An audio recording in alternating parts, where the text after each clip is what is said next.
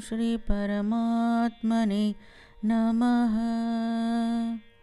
Atha Shrimad Bhagavad Gita Atha Trayodashodhyayaha Kṣhetrajña Vibhaga Yogaha. 13th verse of this chapter. Bhagavan says, I shall now explain the knowable, knowing which you will taste the eternal. Brahman, the spirit, beginningless and subordinate to me, lies beyond the cause and effect of this material world. The yoga of the distinction between the field and the knower of the field defines key spiritual concepts: the body, Kṣhetra, the field; the soul, Kṣhetrajña, the knower; matter, which is Prakriti; spirit, which is Purusha; knowledge, which is Jnana; and the object of knowledge, Jneyam. Bhagavan explains that true liberation comes from realizing the soul's eternal, unattached nature, distinct from the temporary body, understanding the material world's illusory aspects, and attaining this wisdom through devotion, distinguishing true knowledge from ignorance, leading to union with the Supreme.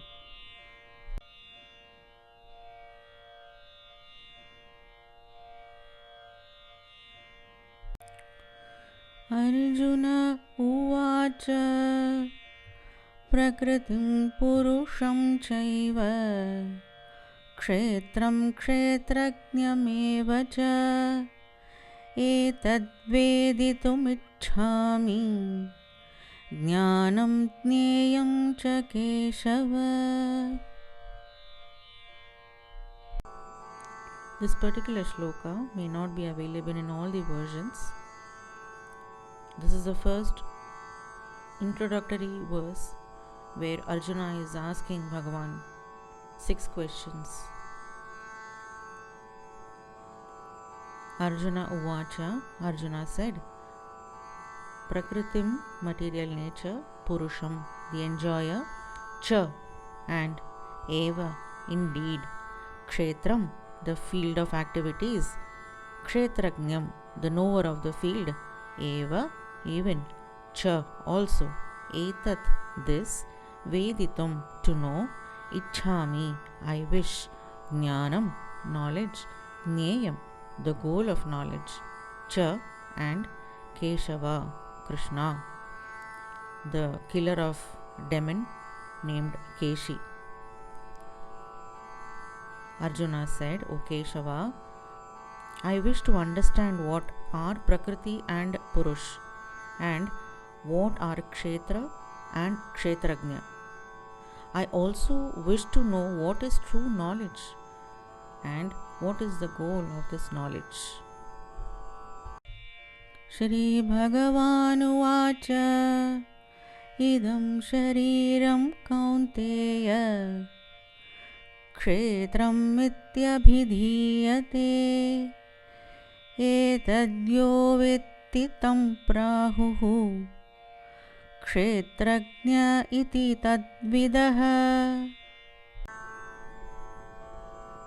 Shri Bhagavan uvacha idam, this; shariram, body; kaunteya, O son of Kunti, who is Arjuna; kshetram iti, as the kshetra, field; abhidhiyate, is termed; etat, it; yaha, who; vetti, knows; tam, him; prahuhu, speak of; kshetrajña iti, as the kshetrajña, knower of the field; tad vidah, knowers of the truth about them. Bhagavan said, this body, O Kaunteya, is called Kṣhetra, the field. He who knows it is called Kṣhetrajña by the sages.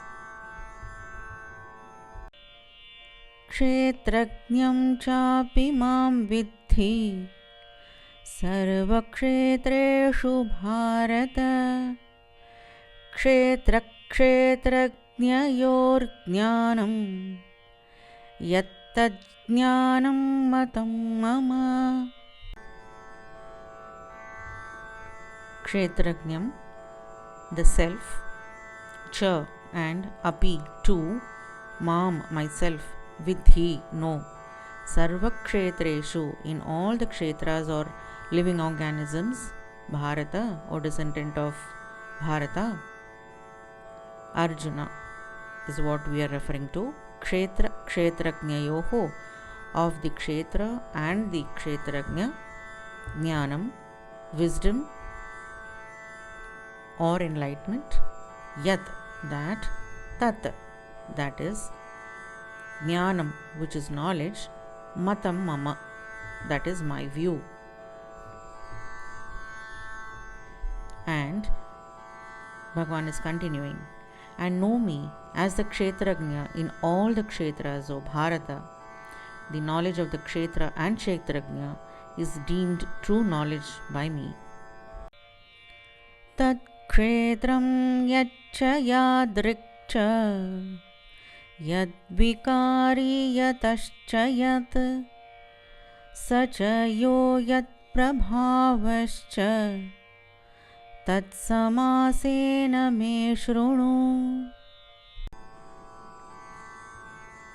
Tat kshetram, that kshetra or body, yat, what, cha, and yadrik, what its nature, cha, and yadvikari, with what modification, yataha, whence, cha, and yad is what, saha, that, referring to Kṣhetrajña, cha, and yaha, who, yat prabhavaha, possessed by what glory, cha, and tat, that, samasena, in brief, me, from me, shrunu, hear.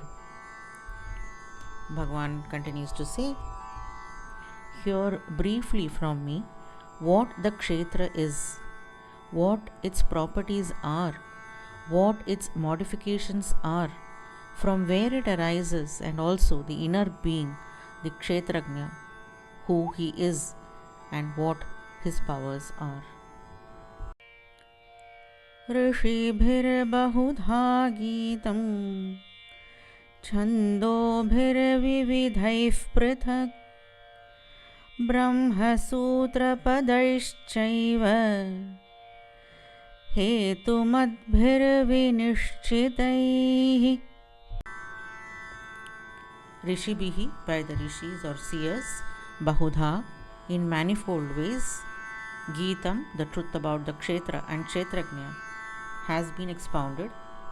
Chandobhihi vividhaihi, in different Vedic chants, Prithak, separately, Brahma Sutra Padaihi, texts of Brahma Sutras, Cha and Eva as well. Hetumadbhihi Vinishchitaihi, discussed in the conclusive and reasoned way.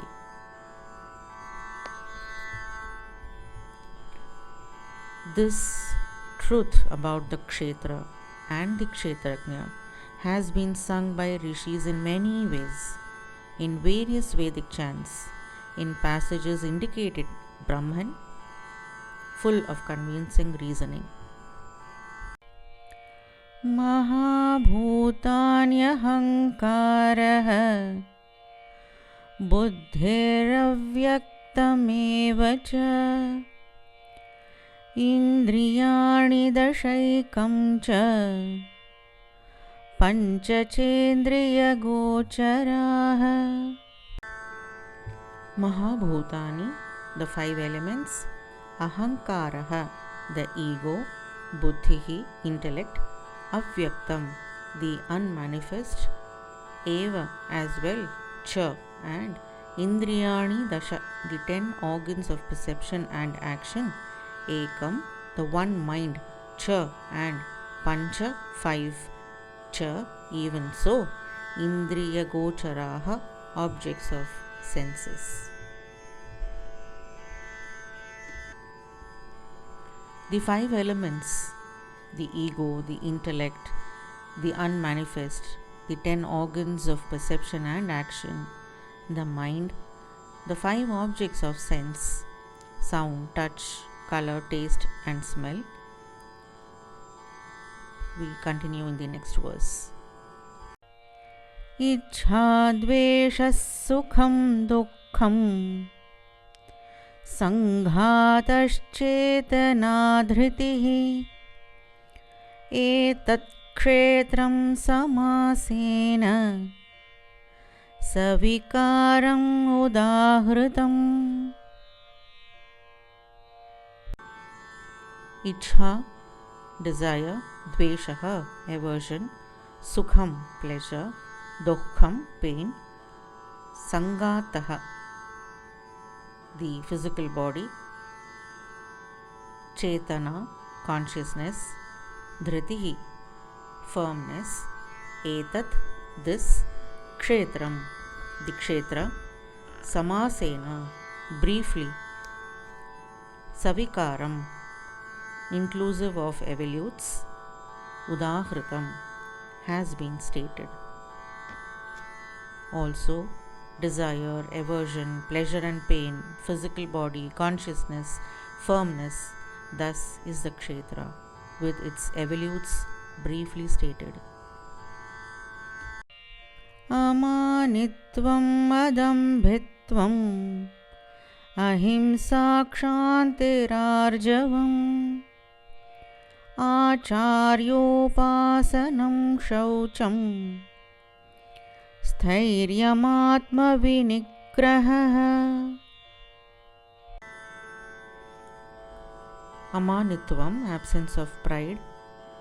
Adambhitvam, freedom from hypocrisy. Ahimsa, non-violence. Kshantihi, forbearance.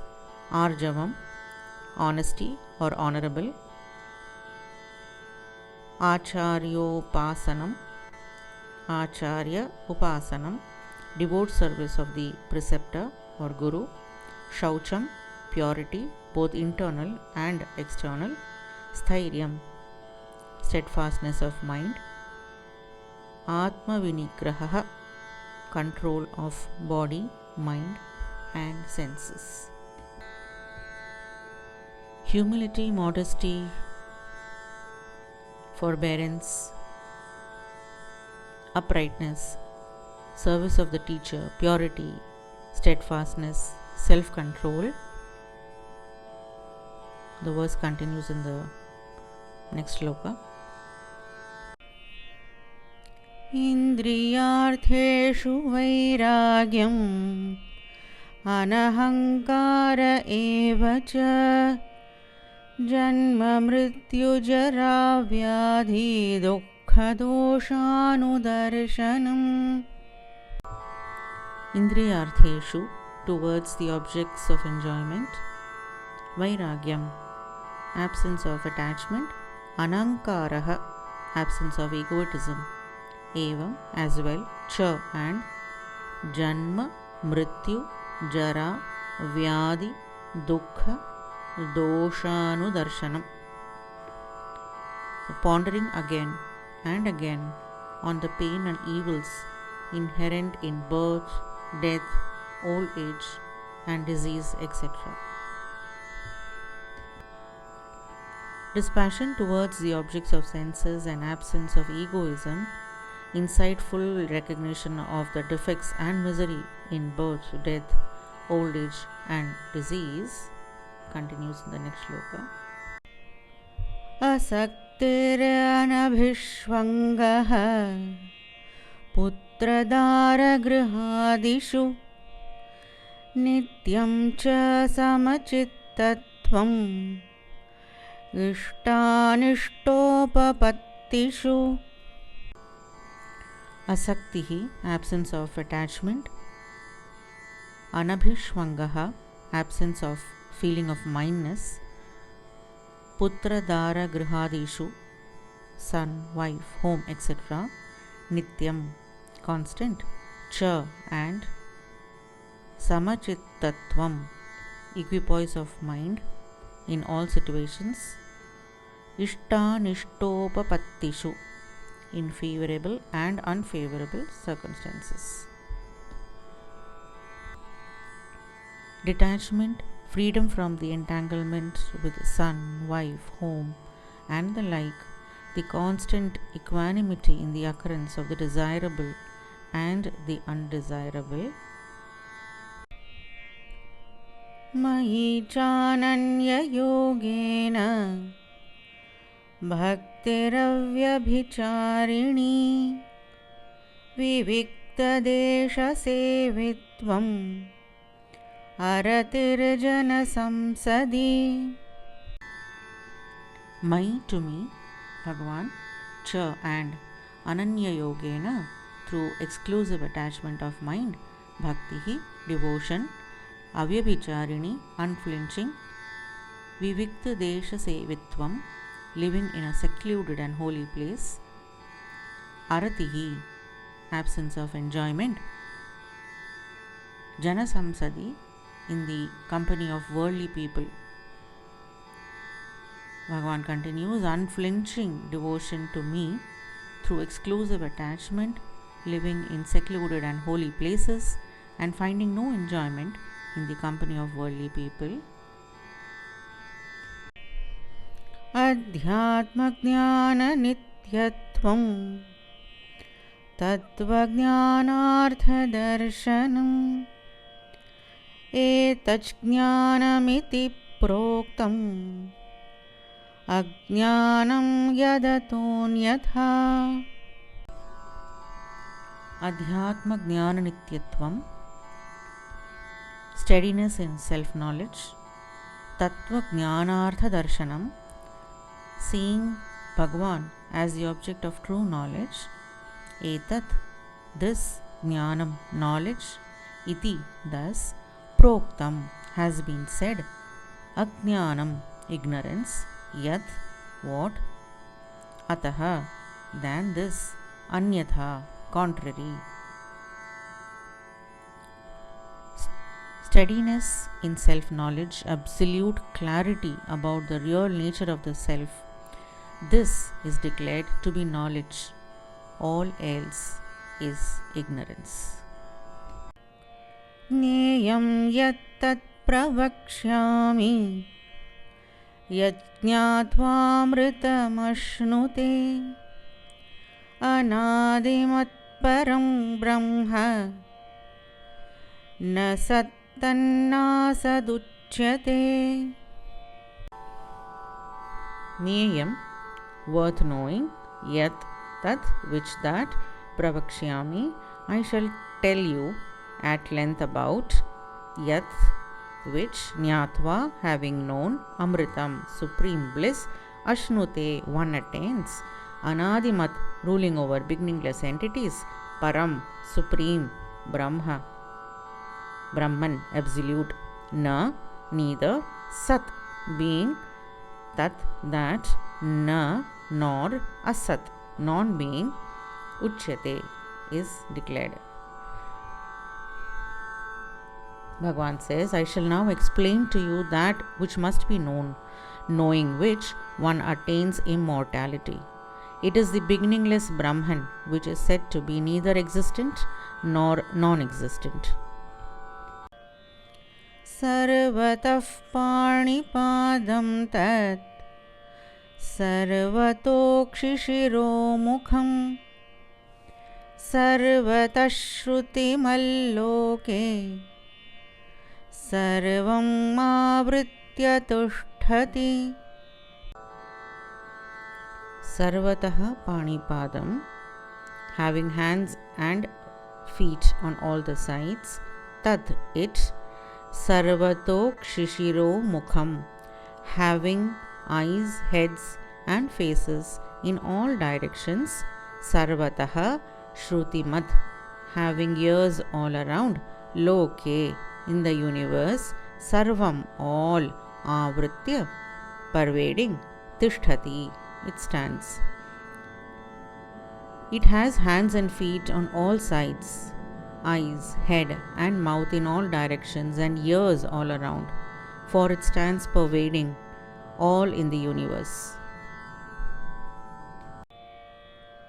Sarvendriya gunabhasam sarvendriya vivarjitam asaktam Avyaktam sarvabhritchaiva Nirgunam gunabhoktrucha.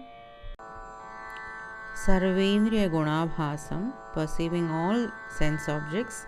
Sarvendriya vivarjitam, devoid of all senses. Asaktam, unattached. Sarvabhrit is the sustainer of all. Cha, and eva, nonetheless, also. Nirgunam, attributeless.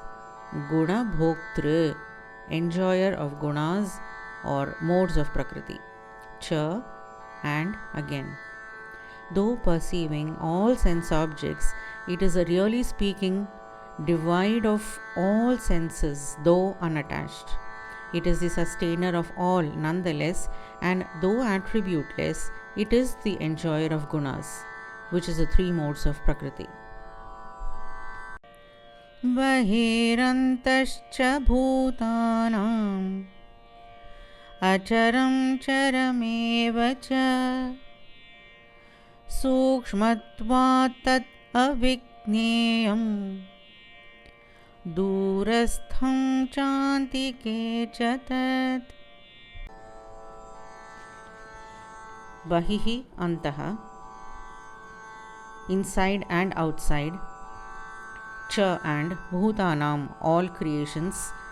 Acharam charam, unmoving and moving. Eva, as well as. And cha, sukshatmat, subtlety. Avikneyam, incomprehensible. Durastham, standing far.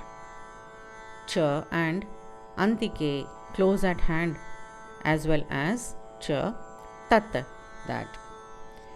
He is outside and inside all beings, the unmoving and also the moving, incomprehensible because of his subtlety, far and also near.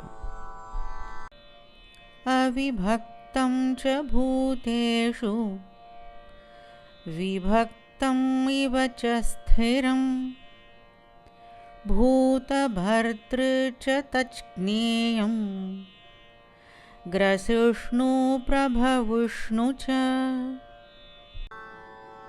Avibhaktam, integral like space. Cha, and bhuteshu, in all creation and beings. Bhuta Bhartru, the sustainer and nourisher of beings, as Vishnu. Cha, and tat, that. Jneyam, God, who is the only object worth knowing. Grasnishu, the destroyer, as Rudra. Prabhavishnu, the creator of all, that is Brahma. Cha, and.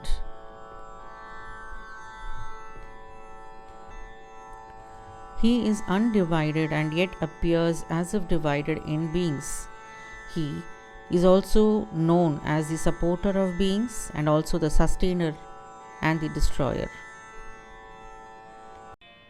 Jyotisham api tach jyotihi tamasah paramuchyate jnanam jneyam jnanagamyam hridi sarvasya vushtitam.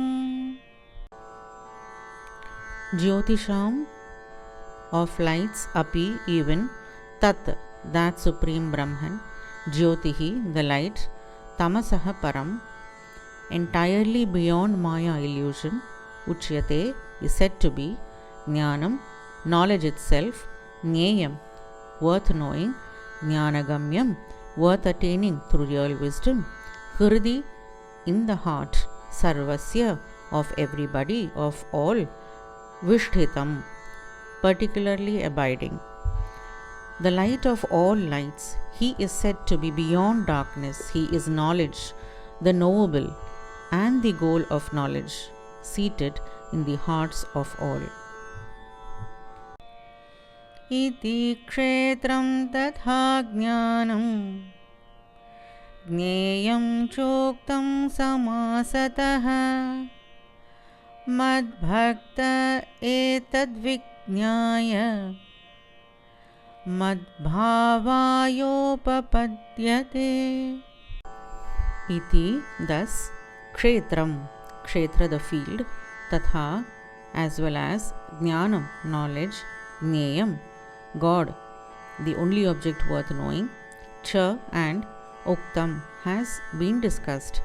Samasataha, in a nutshell, in brief, Mad Bhaktaha, my devotee, Etat, this Vijnaya, knowing in reality, Mad Bhavaya Upapadyate, attains to my being.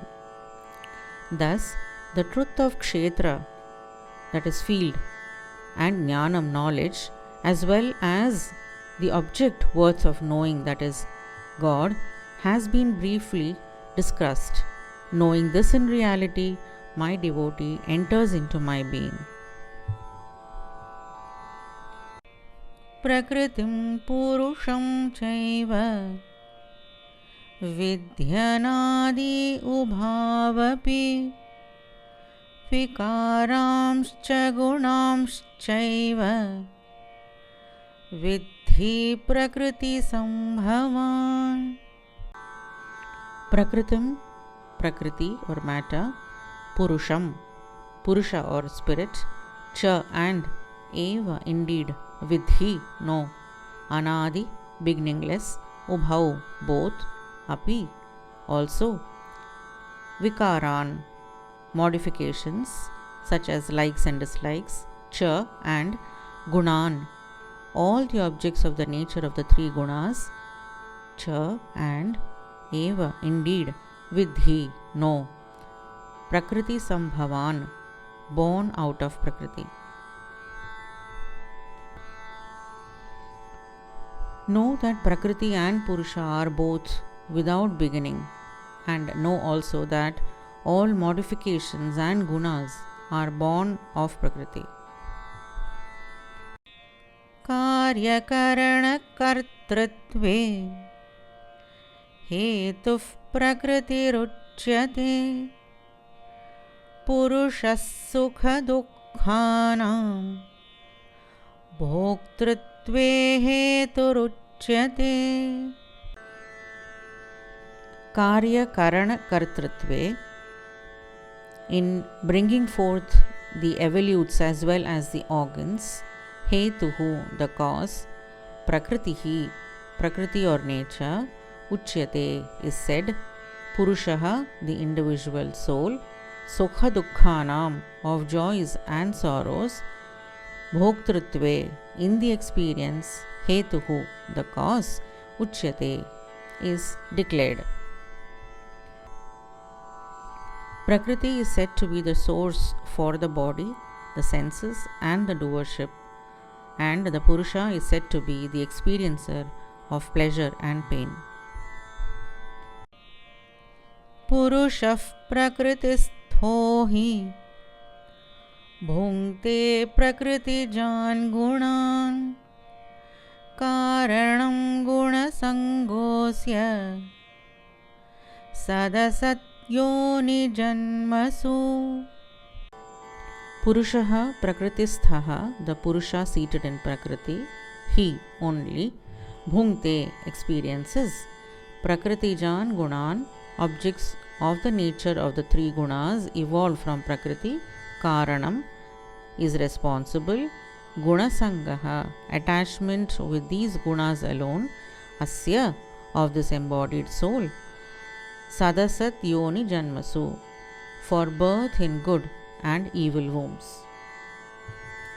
When the Purusha seated in Prakriti enjoys the gunas born of Prakriti, attachment to gunas becomes the cause of his birth in good and evil wombs. Upadrishtanumanta cha bharta bhokta maheshwarah paramatmeti chapyuktah dehesmin purushah parah. Upadrashta, the seer or witness, Anumanta, the true guide, Cha and Bharta, the sustainer, Bhokta, the experiencer as the embodied soul, Maheshwaraha, the overlord, Paramatma, the absolute, iti as cha and api also, uktaha has been spoken of, dehe asmin dwelling in this body, purushaha the spirit, paraha is really the same as the supreme. The soul dwelling in this body is really the same as the Brahman. He has been spoken of as the witness, the true guide, the sustainer of all, the experiencer as the embodied soul, the overlord and the absolute as well. Ya evam vetti purusham prakritim cha gunais saha sarvatha vartamanopi na sabhuyo bhijayate. Yaha who, evam thus, vetti knows, purusham the purusha or spirit, prakritim prakriti or nature, cha and gunaihi saha together with the gunas, sarvatha in every way, vartamanaha acting, api also, na not, saha he, bhuyaha again, abhijayate is born. He who thus knows the purusha as separate from prakriti and its gunas never takes another birth, even if he acts in the world in whatever way as per his nature. Dhyanenatmani pashyanti kechid atmanam atmana anye sankhyena yogena karma yogena chapare. Dhyanena by meditation, atmani in the heart, pashyanti behold, kechit some, atmanam the supreme spirit or self, atmana through refined and sharp intellect, anye others, sankhyena yogena through the yoga of knowledge, karma yogena through the discipline of action, cha and apare still others.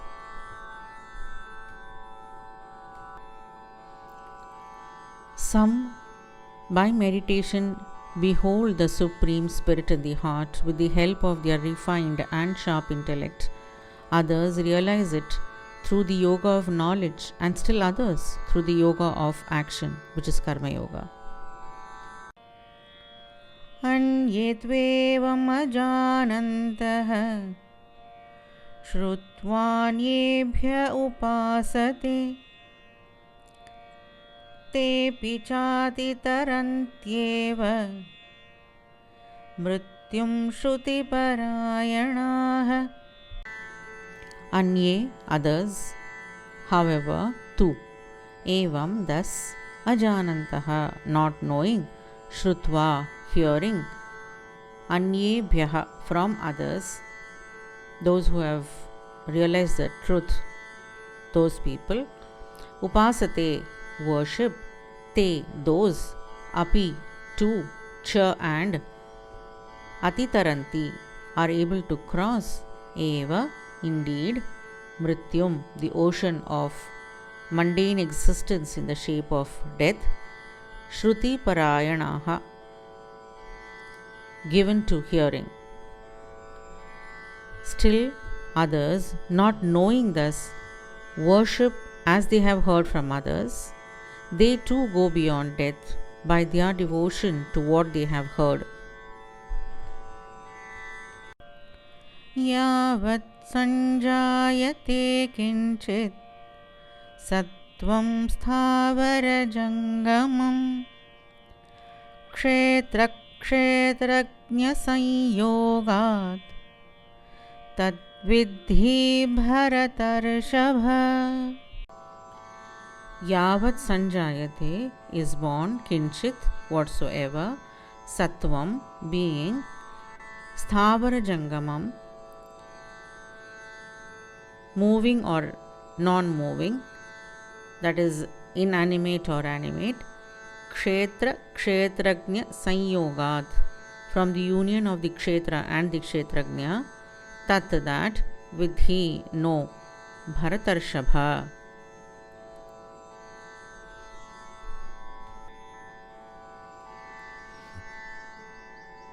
O Bharatarshabha, whatever being is born, whether moving or stationary, non-moving that is, know it to be born from the union of the Kṣhetra and the Kṣhetrajña, that is the field and the knower of the field.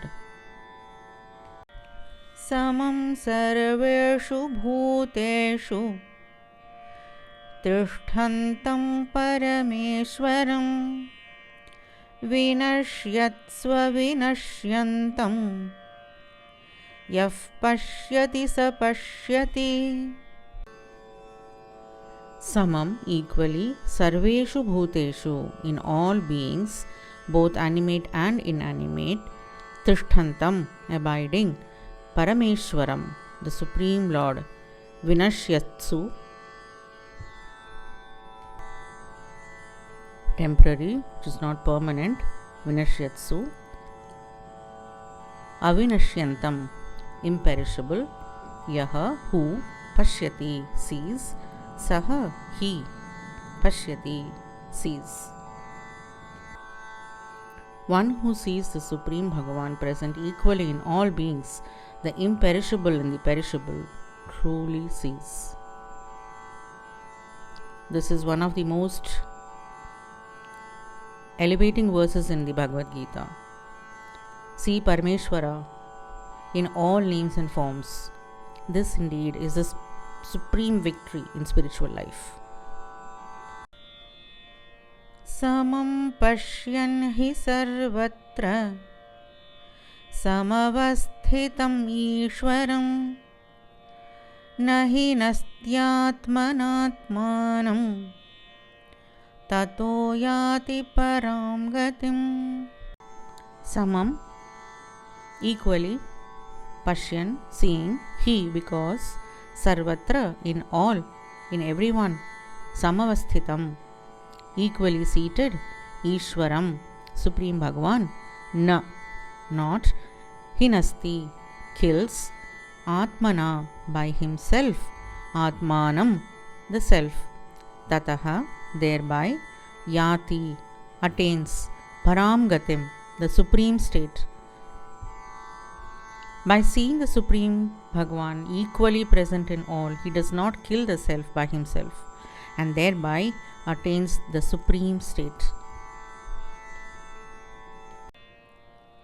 Prakrityaiva cha karmani kriyamanani sarvashah yaf pashyati tathatmanam akartaram sa pashyati.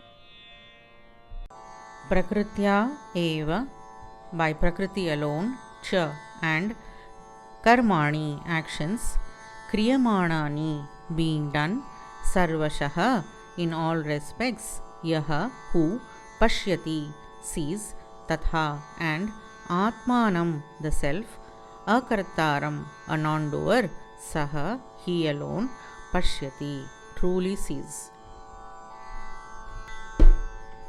One who sees that all actions are performed by Prakriti alone, while the self remains as a non-doer, such a person truly sees. Yada bhuta pratak bhavam ekastham anupashyati tata eva cha vistaram brahma sampadyate tada.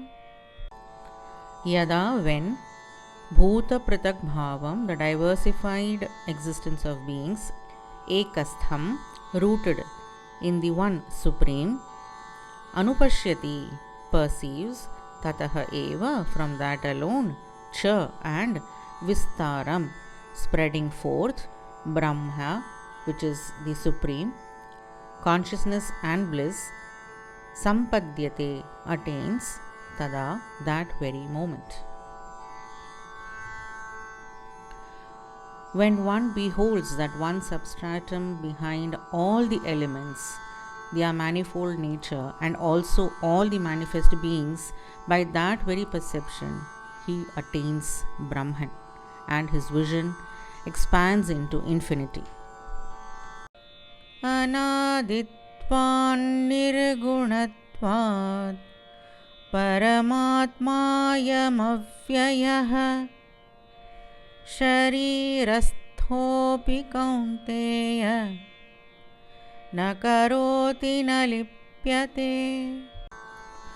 Anaditvad, being without beginning, nirgunatvad, without attributes, Paramatma, the Supreme Spirit, I am this, Avyayah, indestructible, Sharirasthaha, api, though dwelling in the body, Kaunteya, O son of Kunti, Arjuna, na karoti, does nothing, na, nor, lipyate, gets contaminated. Arjuna, being without beginning and without attributes, this indestructible Supreme Spirit, though dwelling in the body, in fact does nothing, nor gets contaminated. Yatha sarvagatam saukshmyat akasham nopalipyate sarvatravasthito dehe tathatmanopalipyate. Yatha, as, sarvagatam, all pervading, saukshmyat, subtlety, reason of its subtlety, akasham, which is space or ether, na upalipyate, is not tainted, sarvatra, everywhere, avasthitah, seated, dehe, in the body, tatha, so, atma, the self, na upalipyate, is not affected by the attributes of the body owing to the attributeless character. Just as the all-pervading akasha, space or ether, is not tainted by reason of its subtlety, so the self-seated everywhere in the body is not tainted either. Yatha prakashayat yekah kritsnam lokamimam ravihi kshetram kshetri tatha kritsnam prakashayati bharata. Yatha, as, prakashayati, lights, ekaha, the ones, kritsnam, entire, lokam, universe, imam, this, ravihi, sun, kshetram, the field, kshetra, kshetri, atma or self, tatha, so, kritsnam, entire, prakashayati, illumines, bharata, O descendant of Bharata, O Arjuna. Arjuna, as the sun illumines this entire universe, so the one Atman illumines the whole Kṣhetra, field or body. Kṣhetrajñayorevam antaram jnanachakshusha bhuta prakriti moksham cha ye viduryanti te param. Kṣhetra Kṣhetrajñayoho, between Kṣhetra and Kṣhetrajña, evam, thus, antaram, the difference, jnanachakshusha, with the eye of wisdom, bhuta prakriti moksham, liberation from prakriti with her evolutes, cha, and ye, whoever, viduhu, perceive, yanti, attain, te, they, param, the supreme Brahman. Those who thus perceive with the eye of wisdom the difference between the Kṣhetra and the Kṣhetrajña, which is the difference between field and the knower of the field, and the phenomenon of liberation from Prakriti with her evolutes, reach the Supreme, Parabrahman. Om Tat Saditi Srimad Bhagavad Gitasu Upanishadsu Brahma Vidyayam Yoga Shastre Shri Krishna Arjuna Samvade Kṣhetrajña Vibhaga Yogo Nama Trayodashodhyayah.